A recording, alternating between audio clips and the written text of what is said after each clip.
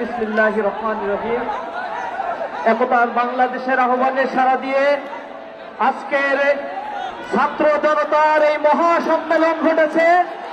এই সম্মেলন এই বার্তা দিচ্ছে আমাদের এই বাংলাদেশ একটি স্বাধীন, সার্বভৌম, মানবিক মূল্যবোধের একটি বাংলাদেশ। স্বাধীন সুলতানি আমল থেকে শুরু করে এই বঙ্গপ্রদেশের ইতিহাস হচ্ছে সাম্যের ইতিহাস। এখানে সাম্প্রদায়িকতার কোন স্থান নেই। এখানে যারাই এ সকল পুঁজি করে মানুষের মাঝে বিবাদ সৃষ্টি করেছে তাদের একমাত্র উদ্দেশ্য হচ্ছে এ দেশের অগ্রগতিকে থামিয়ে দিয়ে এক নির্লজ্জ পরায়ণ করা। গত 5 আগস্ট আপনারা দেখেছেন নতুন এক বাংলাদেশের জোরদার দিতে হয়েছে।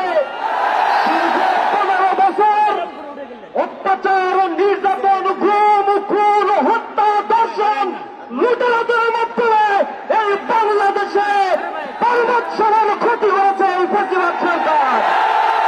স্বৈরাচারের প্রেতাত্মারা বাংলাদেশ থেকে বিদায় নিয়েছে ঠিকই, কিন্তু এ দেশকে আজ অকার্যকর করার জন্য নতুন চক্রান্তে তারা মেতে উঠেছে। ভেঙে দেওয়ার জন্য এই বাংলার মুক্তিকামী মানুষেরা এখনো রাজপথে রয়েছে, থাকবে। আমরা যুক্তভাবে বলে দিতে চাই, প্রিয় বাংলাদেশ, এ বাংলাদেশে সংখ্যালঘু বলে একটি শব্দ উচ্চারণ করা হয়।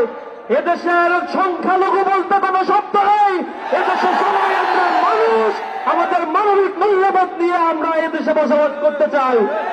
একতার বাংলাদেশে আজকে যারা এখানে উপস্থিত হয়েছে, গণ্যমান্য ব্যক্তিগণ, বিভিন্ন সম্প্রদায়ের লোকেরা, তারা আজকে যে বার্তা এখান থেকে ছড়িয়ে দিয়েছে, আমরা আশা করি আমরা এ দেশকে নতুন উদ্যমে, তারুণ্যের উচ্ছলতায় আমরা এই দেশকে গড়ে তুলতে চাই।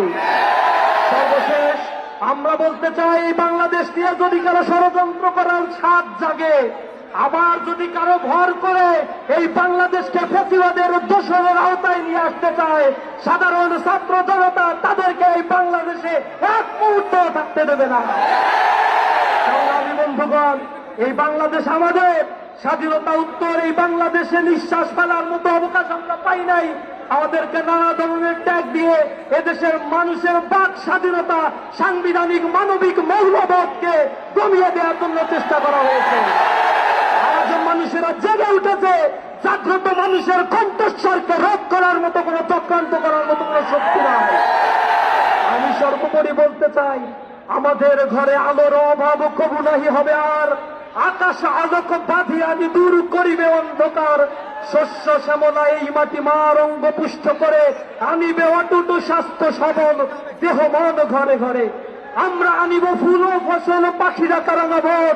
জগৎ করিব মধুময়, প্রাণে প্রাণে প্রীতিডোর। আমরা প্রতিটি প্রাণের বন্ধনে এই স্বাধীন সার্বভৌম দেশকে গঠন করব।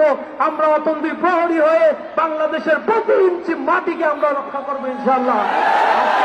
উপস্থিত হয়েছেন সকলকে অসংখ্য ধন্যবাদ জানিয়ে আমার কথা শেষ করছি। আসসালামু আলাইকুম ওয়া রাহমাতুল্লাহ।